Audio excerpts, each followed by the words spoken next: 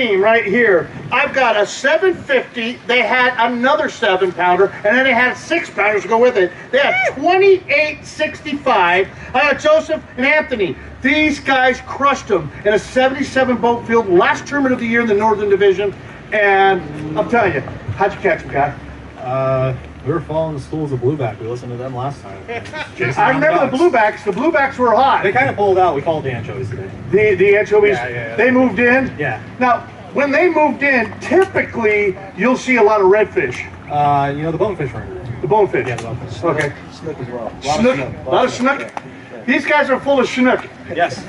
No, we had a good day. We caught most of our fish on square bills and caught a good one on the jig at the end of the day. I like the fact that the weigh-in time got pushed back.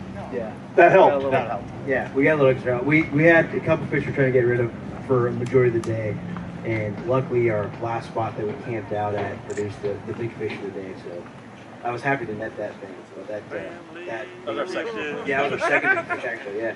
But either way, it was a solid day. Not a ton of big fish, but a lot of fish, and 5 good ones, and that's all it took. You caught square bill fish. What color was your square bill? Shad color, whitish. And it was going, what, about 3 feet? 4 or 5. 4 or 5 feet. Yeah. And what were you targeting? What kind of cover? Shade. Shade. Yeah. Yeah, somebody's Didn't matter talked what about it was, as long as it had shade. as long as it had shade. Yeah. Okay, we throwing up real tight and then bringing it through, ripping the weeds? Fan casting everywhere, honestly. We're just going everywhere. Just making casts. You catch a bunch of little guys, but then you hook into a good one. So You'd weed through them. we threw them in. So now the square bill was one. You said there was a jig. What Yes. color jig? Green pumpkin. Green pumpkin. How big a jig? Half ounce. Half ounce. So once the bluebacks came in, and then you saw the next batch of bait fish. Yeah, What was that? The anchovies. the anchovies. The anchovies came back in, and once the anchovies came back in, the jig bite picked up. Obviously. Obviously. Yeah, migrating fish, you throw a jig. Yeah, I can see that, Makes sense especially to me. upstream Yeah, it makes sense to me. when the tide's falling. Yeah, just like the fish were boiling on shad today, but we threw a jig instead because obviously they're eating products. Exactly. That's what, when you're looking at it that way. You know how I look at it? Let me tell you how I look at it. They're tired of seeing those little. That's how I'm looking at it right now. Just for you guys who are watching this in Texas and Alabama, because I know a lot of you guys are following the BBT, because we got a couple comments earlier. There is no blueback. There is no anchovies. What? According to who?